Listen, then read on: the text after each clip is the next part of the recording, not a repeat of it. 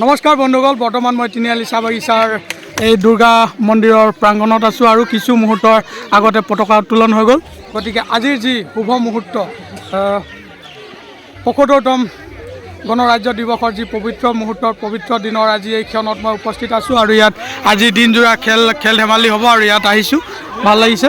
গতিকে মই এতিয়া এই ছাত্ৰ ছাত্ৰীসকলৰ লগত অলপ কথা পাতিম আৰু ইয়াত কেনেধৰণে আজিৰ এই ৭৫তম যি গণৰাজ্য দিৱস পালন কৰিব লোৱা হৈছে তাৰ বিষয়ে আপোনালোকক দেখাম। আৰু এফালে আছে আপোনাৰ তিনিআলি চাহ বাগিচাৰ যি ইউনিয়নৰ প্ৰাথমিক গোটৰ সম্পাদক আৰু বিষয়ববীয়াসকল আছে, অকণমান চিনাকি কৰাই দিছোঁ। ভালনে আপোনালোকৰ? ভালে আছে। আৰু এফালে সন্তোষ মোৰ লগৰ আৰু এফালে ছাত্ৰ ছাত্ৰীসকল আছে, সকলোৱে আছে। আজিও বিনোদ লগত আছে আৰু বহু লোক আছে।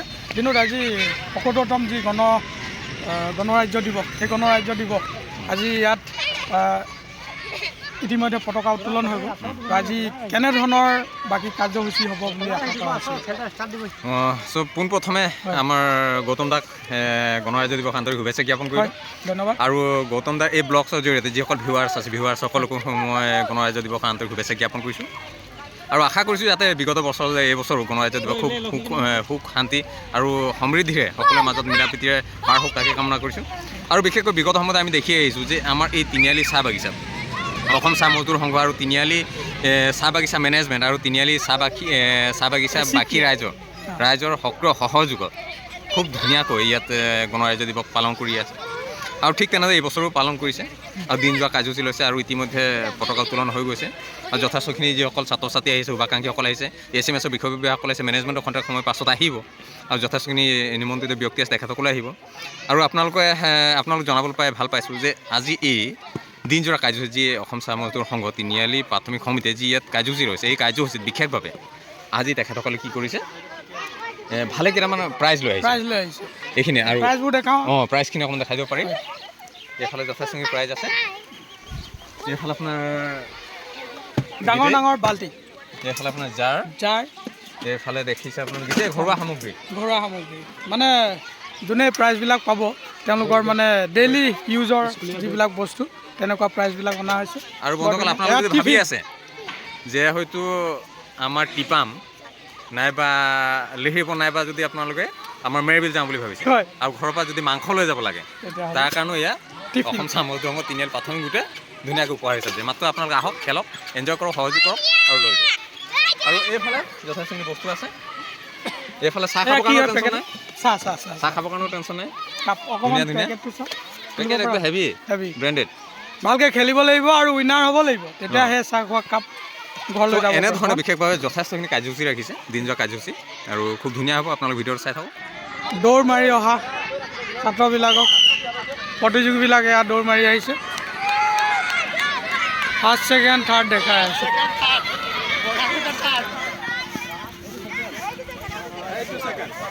এতিয়া ফাৰ্ষ্ট কোন হ'ল? ফাৰ্ষ্ট কি নাম তোমাৰ? অমৰ ভূমি যে ফাৰ্ষ্ট হ'ল আৰু ছেকেণ্ড তোমাৰ নামটো কি নাম? জিত কি লিখা টাইটেল? জিত ভূঞা ছেকেণ্ড। তাৰপিছত থাৰ্ড তোমাৰ অমৰ মাঝি। এতিয়া এই তিনিজন ফাৰ্ষ্ট ছেকেণ্ড হ'ল আৰু 50 মিটাৰ দৌৰত দৌৰ মাৰিলে বহুত তীব্ৰ গতিত আহিলে। কেমেৰাই তাৰমানে তেওঁলোকক ধৰিবলৈ অলপ দিগদাৰ হৈ যোৱা লিখা লাগিল। যি কি নহওক, ইয়াৰ পিছৰ খেলবিলাক আপোনালোকক দেখাই আছোঁ। সিহঁতি ভাল 50 মিটাৰ যি সৰু ছোৱালীবিলাকৰ দৌৰ তেওঁলোক সাজু হৈছে। এয়া দেখাইছোঁ 50 মিটাৰ দৌৰৰ কাৰণে ছোৱালীবিলাক সাজু হৈছে।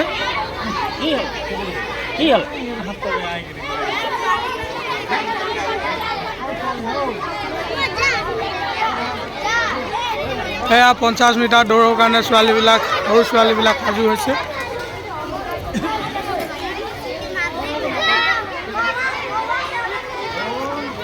আৰু হুইচেল বজাৰ লগে লগে তেওঁলোকে সৰু ছোৱালীবিলাক 50 মিটাৰ দৌৰৰ কাৰণে দৌৰ মাৰিব। তাৰ দৃশ্যটো আপোনালোকক দেখাবলৈ আগবাঢ়িছোঁ। এয়া সৰু ছোৱালী 50 মিটাৰ দৌৰ মাৰি আহি আছে।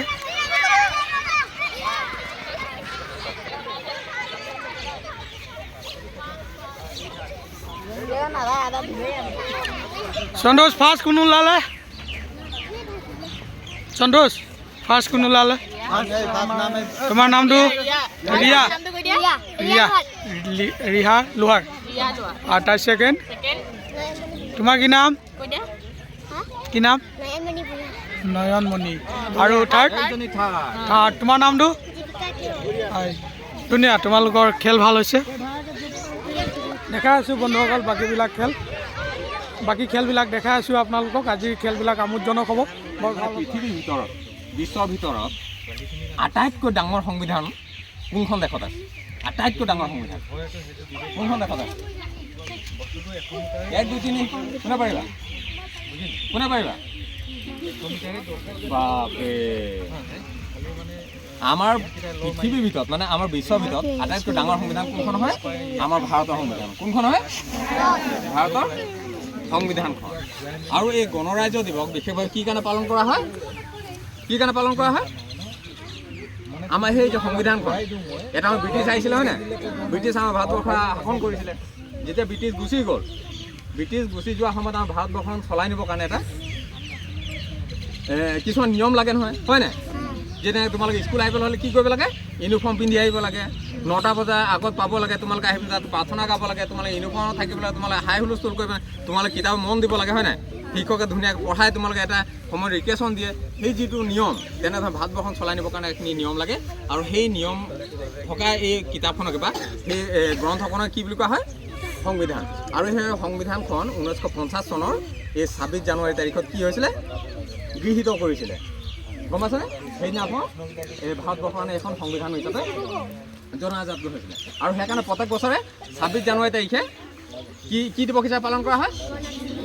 জোৰকে কি তাৰিখে? কেই তাৰিখে? গণতন্ত্ৰ দিৱস বা 26 জানুৱাৰী বা গণৰাজ্য দিৱস। এটা বুজি পালা কি কাৰণে পালন কৰা হয়? এতিয়া কবিতা দুটা মানে এটা কবিতা গাব। কোৱা।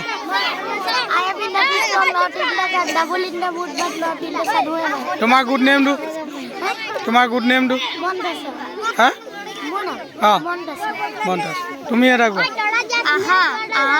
ভাত দাদাৰ লগত খাওঁ। দেউতা কিতাপ পঢ়া লৈ যাওঁ। ককা বাজনা গান এটা গাওঁ।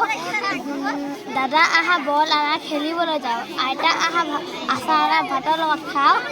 মামা পইচা বজাৰলৈ যাওঁ। তোমাৰ ভাল নামটো? আস্থাপ্ৰিয়া গগৈ। হয়, ঠিক আছে।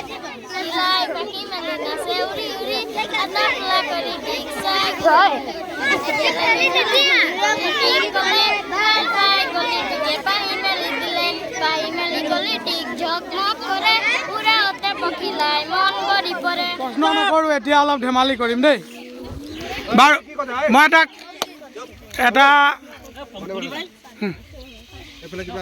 এটা গল্প কৰিছোঁ, ঠিক আছে? এটা নাদত দুটা বেং আছিলে। তাৰে এটা বেং মৰি গ'ল। নাদটোত কেইটা বেং থাকিব? কোনে কোনে এটা থাকিব বুলি ক'লে? দুটা। হাত ডাঙা। দুটা থাকিব বুলি কোৱাবোৰ কোন? তাৰপিছত এটা টকাবিলাক কোনে কোনে এটা থাকিব বুলি কৈছিলে? ঠিক আছে, এটা থাকিব।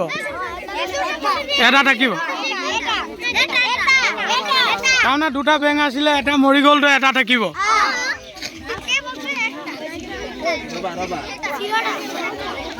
কথাটো সঁচানে? সঁচা হয় নাই? হয়, দুটা আছিলে, এটা মৰিলে, এটা থাকিব, হয় নাই? আৰু বাকী কোনসকলে কৈছিলে দুটা থাকিব? এতিয়া শুদ্ধ উত্তৰটো কোনে দিব? প্ৰথমতে এটা থাকিব নে দুটা থাকিব?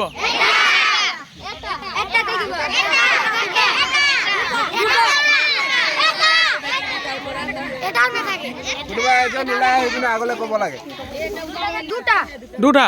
হয়, এতিয়া কোৱা, দুটা কেনেকৈ থাকিব? তাৰমানে কি হয়, এওঁ শুদ্ধ উত্তৰটো দিছে। এটা নাদত দুটা বেং আছিলে, এটা যদি মৰি যায় তেতিয়াহ'লে কেইটা থাকিব বুলি কওঁতে এখিনিয়ে ক'লে এটা আৰু এখিনিয়ে ক'লে দুটা। এতিয়া শুদ্ধ উত্তৰটো হৈছে দুটা।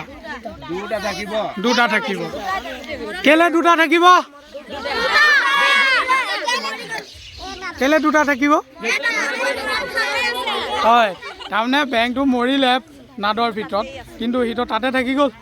এটা জীয়াই আছে, এটা মৰা আছে, কিন্তু সংখ্যা দুটাই আছে, গতিকে নাদত দুটা বেং থাকিব। শুদ্ধ উত্তৰ ভাল লাগিল।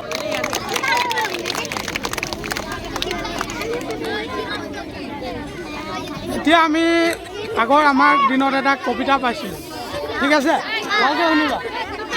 আমাৰ দিনত এটা কবিতা পাইছিলোঁ, আমি যেতিয়া LP স্কুলত আছিলোঁ তেতিয়া আমি কবিতা এটা পাইছিলোঁ। তাত কি আছিলে?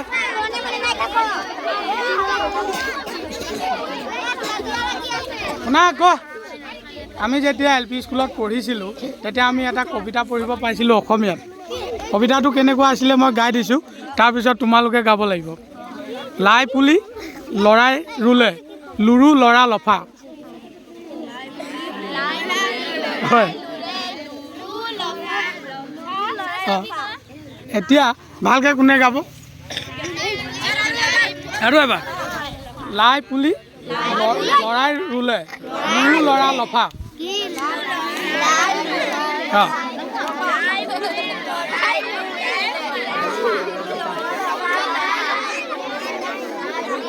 কোনে ভালকৈ ক'ব? হয়, এইফালে তুমি কোৱা।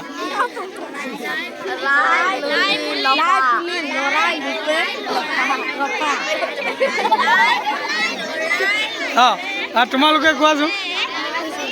কোৱা কোৱা কোৱা। কোনে কোৱা কোৱা কোৱা স্পীডত পাৰিছে ন? আৰু কোনোবা? আৰু কোনোবা? এই পাছফালে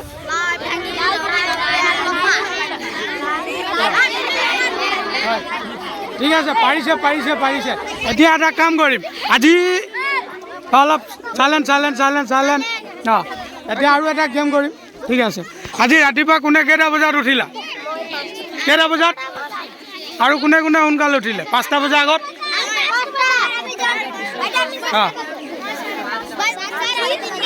হয়, ঠিক আছে। এতিয়া শুনিবা হা, 5টা বজাত উঠিলা, এতিয়াতো আন্ধাৰ হৈ আছিলে। কোনে ঘড়ী চাই উঠিলা?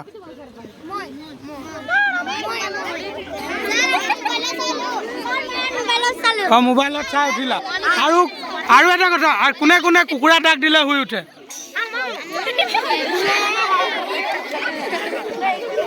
কুকুৰা ডাক দিলে কোনে উঠে? তুমি উঠা। এইফালে আগফালে।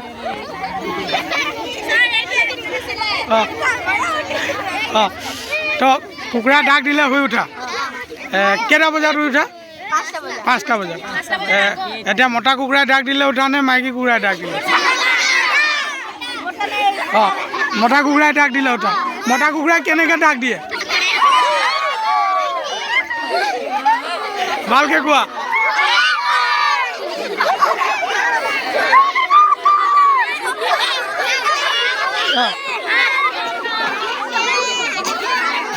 বাৰু ভালকৈ কোনে ভালকৈ দিব? এইটো ধেমালি। ভালকৈ কোৱা।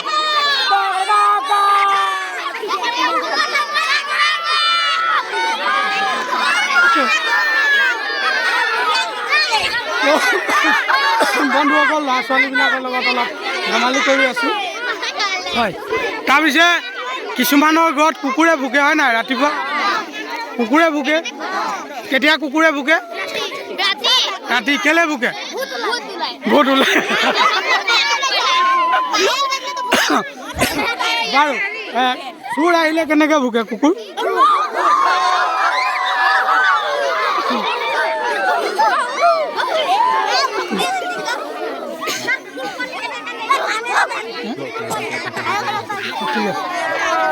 ঠিক আছে, অলপ তোমালোকৰ লগত ধেমালি কৰিলোঁ, ভাল লাগিলে।